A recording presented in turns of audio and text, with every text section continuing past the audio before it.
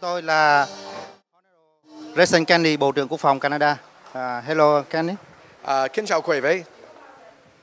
As the Minister of Defense, I have a question about the ISIS in Middle East. Yes. What Canada contribute in the war against ISIS? What affecting it now? Well, first, the reason we are fighting the so-called Islamic State in the Middle East is because they are trying to create a huge power base to project terrible, violent terrorism throughout the Middle East and even to Canada. They have radicalized and recruited over 130 Canadians to join their campaign of terror. This organization, ISIL, is committing genocide against the Christians and other religious minorities of Iraq and Syria. They have kidnapped and imprisoned thousands of women and girls as young as the age of 8 to turn them into sex slaves. Canada has both a moral obligation and a national security interest to be part of the international coalition hitting ISIL, degrading its military, and eventually destroying it.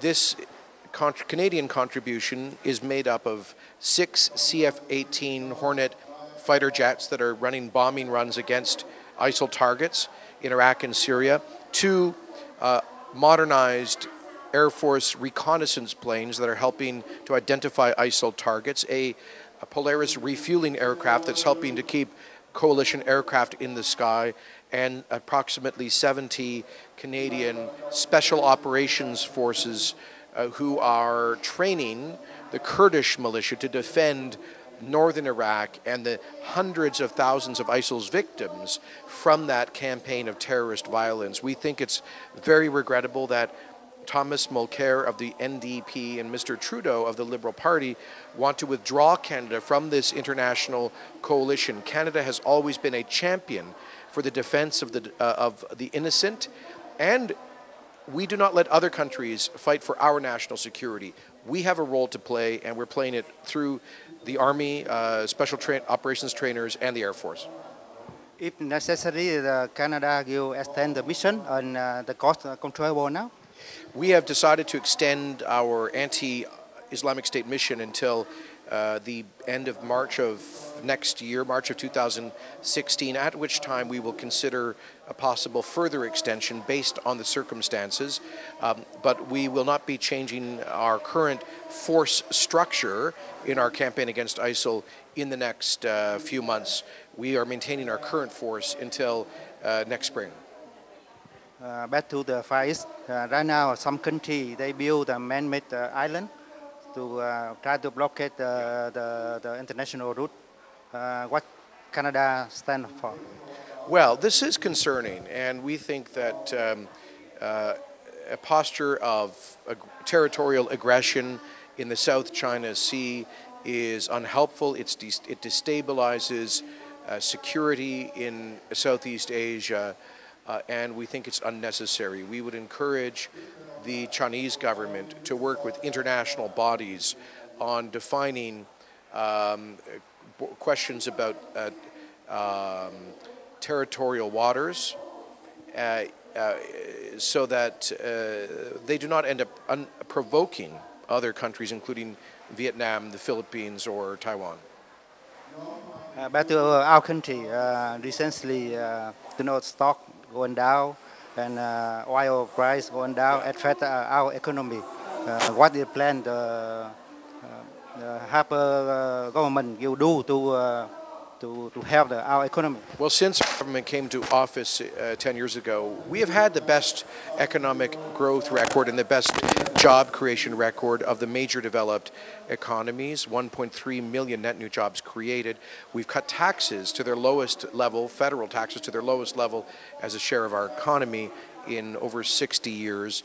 We have balanced the budget. We're one of the only developed countries to have done so. Our debt is relatively low. We've cut red tape on businesses. We've expanded our trade markets, moving from 5 to 45 free trade agreements around the world. We're negotiating the Trans-Pacific Partnership with over 12 countries, primarily Southeast Asian countries, including Vietnam.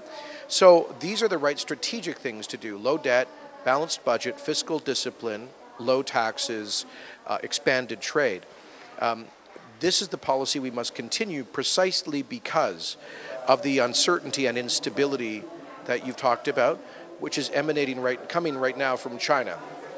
The crash in their financial markets and some difficulties in Europe as well. Canada cannot be completely isolated from international economic shocks. When world oil prices go down, that hurts Canada because 5 to 10% of our economy is tied to the production and sale of oil and gas. So what we can do is to have the right overall policies, pro-growth, low-tax policies to incentivize investment and job creation. So I think we have the right general policy setting, and we'll continue in that direction. We need stability given the global uncertainty in the economy.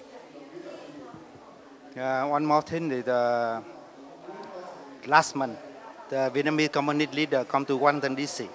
and behind that, some promise American will help the Vietnamese government to fight aggression from China, and they promised to release some political prisoner.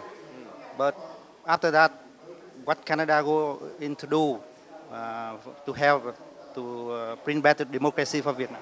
We are always prepared. We've indicated that if there are ever people who have been imprisoned in Vietnam who might need to come to Canada for such as health reasons or other reasons, we would be more than willing to accept them. So we tried to provide a constructive encouragement to the Socialist government of Vietnam to release political prisoners like Father Nguyen Van Ly, other Catholic and Protestant leaders, Buddhist pastors, pro-democracy activists. I think if Vietnam wants to be considered fully a part of the international system with Trans-Pacific Partnership and support for stability in the South China Sea, it's important to demonstrate respect for human rights, and that would be our message. Thank you very much with VVR Canada. Come on. Thank you. All right, great. Thank you. Those are really good questions.